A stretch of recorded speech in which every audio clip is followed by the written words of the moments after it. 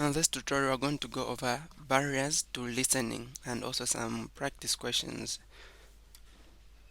So, when it comes to barriers to listening, the first one is physical distractions or the environment in which you are. So, this kind of distractions or barriers to listening include the physical environment in which you are, such as the sound of the air conditioner or overheated room. So imagine you are in a meeting and the room is such hot. So you will not concentrate on listening. Instead, you are going to concentrate on how you are going to reduce on the heat on your body.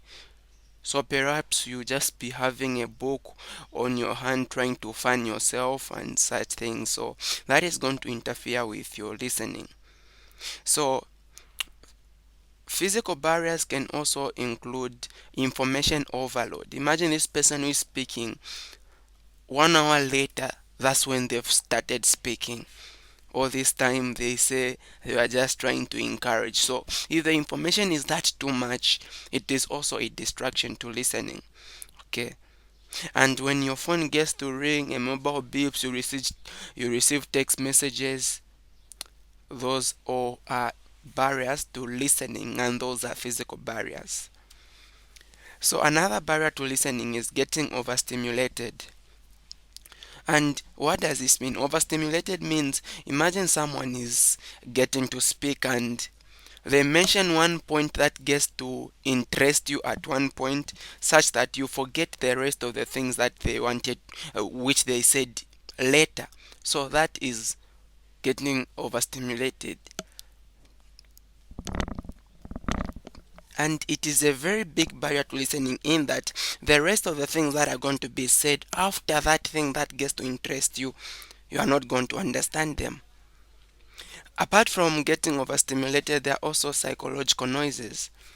Now, these are some distractions just from within you, your internal thoughts. Maybe you are emotional, preoccupied by thoughts. Maybe there's an incident that happened where you came from, so you are just thinking about what happened. So that gets to disrupt your listening, and it acts as a barrier to good listening.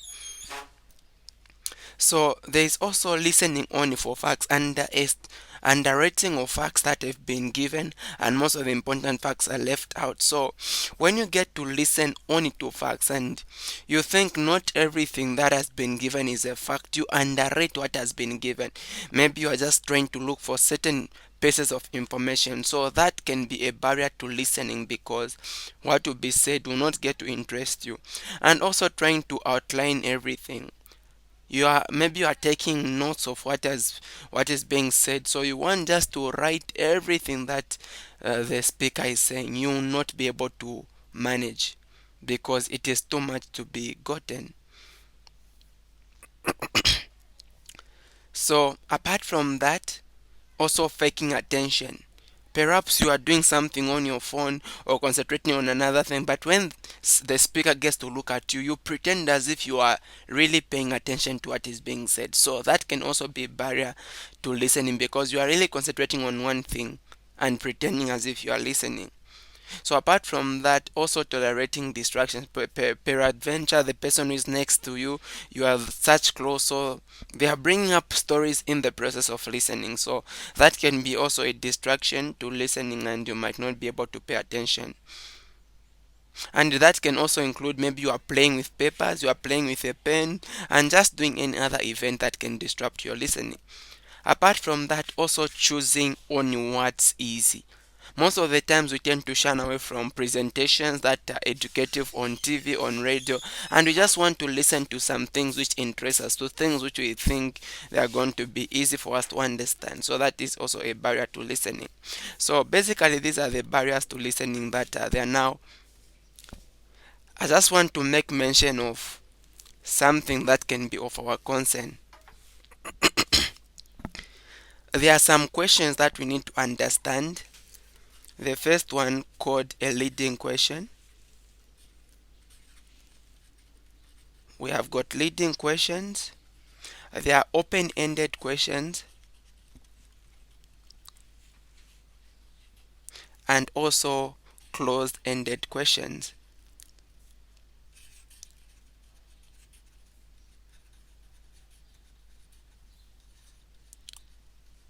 So we need to understand what are these questions. So starting with leading questions. So leading questions are questions that suggest a particular answer and contains information that the examiner is asking you about. So a leading question is going to suggest already a particular answer, and mostly the very thing that the person who is asking you wants you to state is the one is using as a question.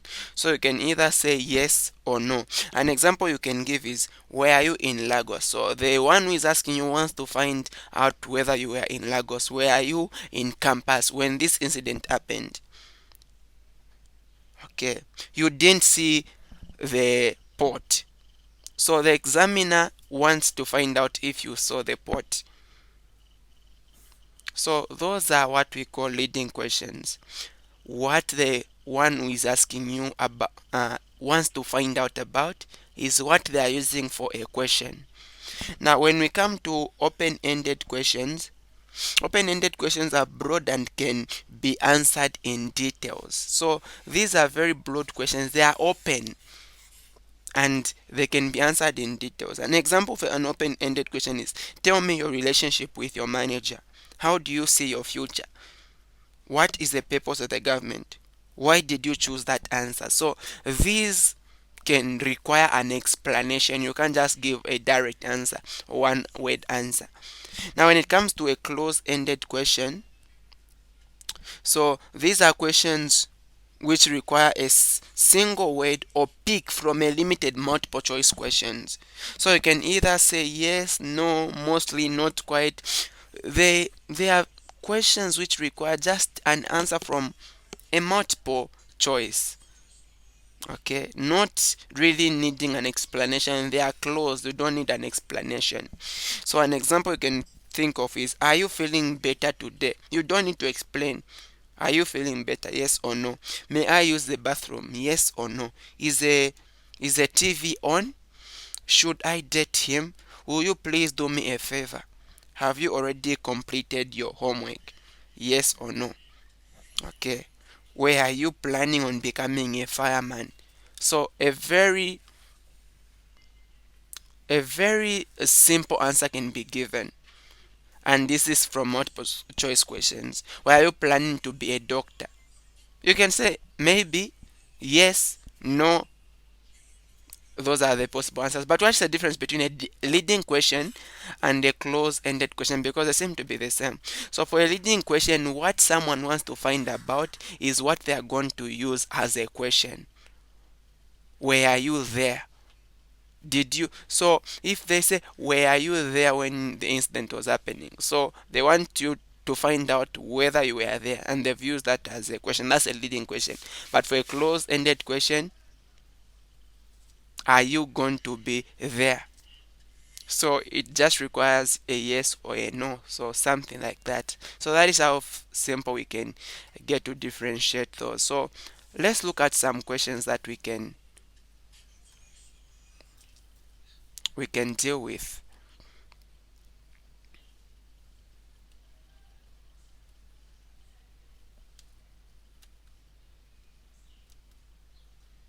Okay, just a moment.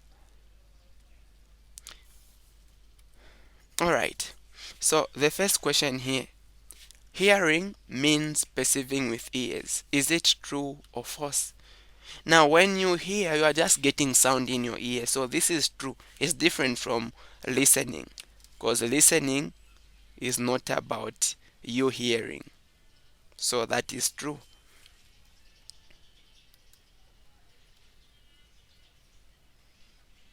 Okay. So let's look at this one. A well organized talk is a dash talk. Short talk, long talk, random talk, structured talk. So what can we say? So a well organized talk is a structured talk. And maybe we need to understand it can be long, it can be random, it can be short. As long as it is structured, do you really understand what we are trying to talk about? So that is a well organized talk. In which of these does the listener put himself in place of the speaker? I've got appreciative listening, superficial listening, focused listening, musical listening. So maybe we first need to understand these types of listening. So an appreciative listening, this is a kind of listening where you are interested in getting things that are going to appreciate you, make you feel worthy, or give you that morale. That is appreciative. Now when it comes to superficial listening, this is a kind of listening where you are not interested, you are not paying attention. And focused listening, this is where you forget about all your ideas, all your emotions, and everything that is about yourself. You just get to pay particular attention to that listening. So musical listening is just a type of appreciative listening. You can think of some music, you're just listening to this kind of music which is just getting to appreciate you, talking about your worth. So musical listening is where you get to put yourself in the place of the speaker. For example, if someone is singing, made a song, and you are the one who is listening to it, at times you get to also sing together with what you are listening to, as if you are the one who sang it. So you get to put yourself in place of the speaker. What will be the third stage of listening? So we need to know that listening has got four stages. The first stage being first, you need first to hear or to receive. So the first stage of listening is receiving, and then you are going to understand what you've received. You are going to evaluate or start now interpreting what you've received after understanding, and then you get to respond. So the third stage of listening is evaluating. Which of these should be avoided in ineffective listening? So in effective listening, you have got pre-listening analysis. This is where now you get to how to do some things before listening, maybe getting to understand some things that might be said in the talk, getting familiar with the vocabularies and some other preparations before listening. So also listening to structured talks should be done in effective listening. Also team listening, listening together as a team, but predicting mostly should be avoided when it comes to listening, because it will affect your effective listening. In which of this type of listening does the listener feel grateful? So as I said earlier, appreciative listening, this is where you get to feel grateful. How many words could be spoken by a person in a minute? So an average person can speak words of 125 to 150. So a fast speaker can speak up to 170 words. A slow speaker can speak even to 100 words per minute, but average is 125 to 150. We listen at dash efficiency without training. So even without training, we can listen to 25% efficiency. In responding stage of the listening process, the listener provides. So this is in responding. So responding is getting to answer. So you are going to provide a reaction. It can be verbal or non-verbal, short or long-term memory. A listener can respond to what they hear either verbally or non-verbally. So all these actually are going to be provided when it comes to listening. I mean to the responding stage. Alright. So maybe just to say something on short or long term memory. So short term memory refers to the information processed by the individual in a short period of time, and long term memory, that is obviously in a long period of time. And there is also working memory, which working memory performs the processing. So those are the types of memory. So when you are responding, you can respond either in a short moment or in a long moment. So if they're asking for types of memory, there is short memory, long term memory, and there's also working memory. Okay. So all of these here are true when it comes to the responding stage. What are the names of the stages of listening? So in listening, we've got receiving, understanding, evaluating, and responding. That is A. Listening is the ability to understand, analyze, respect, appropriate response to the meaning of another person's spoken and non-verbal message. So when it comes to listening, listening is to understand, to analyze, to respect, and also to give a response either to spoken or non-verbal messages. So all of the above are true. What are the four types of listeners? So there are four types of listeners: active, passive, non-listeners, and evaluative listeners. Active listeners, these are listeners who get to pay attention to what is being said. They also get to contribute or get to give a feedback. But passive listeners, we actually don't even call them passive listeners, but passive hearers, because you are just getting the sound, you are not really paying attention. There's also non-listeners. These are people who get to listen, but they are not interested in what they are hearing to. And evaluative listeners, these are people who get to pay particular attention to what is being said and get to evaluate, get to interpret what is being said. So apply the golden listening rule. So as we know from the golden rule in the Bible in Matthew 7 verse 12, do to others as you would want them to do to you, and also put others needs on top of yours. So listening to others as you would have them listen to you, that is true. Suspend your own needs in order for others needs to be seen, that is also true. To listen to someone else's speech or something like that, that is also true. So all these are true when it comes to the golden rule of listening. In which of these does the listener put himself in place of the speaker? Already answered that. Musical listening. Which of these is not a type of listening? So appreciative listening is a type, superficial listening, focused listening. Musical listening is not a type of listening, it's just an example of an appreciative listening. How many words per minute can the mind think? So the mind can think about 600 to 800 words per minute, so that is 400 plus. While a speaker can get to speak 230 words per minute. Even fast speakers can speak 230 words per minute. The mind is the fastest. Someone who gets to write, they can actually writing, someone who gets to write very fast, they can write 230 words per minute. But someone who gets to think, the brain is such fast when it comes to thinking, such that 600 to 800 words can be thought in a minute. How much time is required to shortly memorize a content? So when you want to shortly memorize a content, you don't even need time, you just do it immediately. Listening means to respond to advice or request, true or false. So someone who gets to listen, they get to respond. But when it comes to hearing you don't need to respond. So this is true. What type of listeners are there? So we have got four types of listeners. That's passive, active, non-listener, and evaluative listener. What is the first stage of listening skills? So that is receiving. The second one is in understanding. Third, evaluating, and then responding. We start forgetting what we listen before, dash before.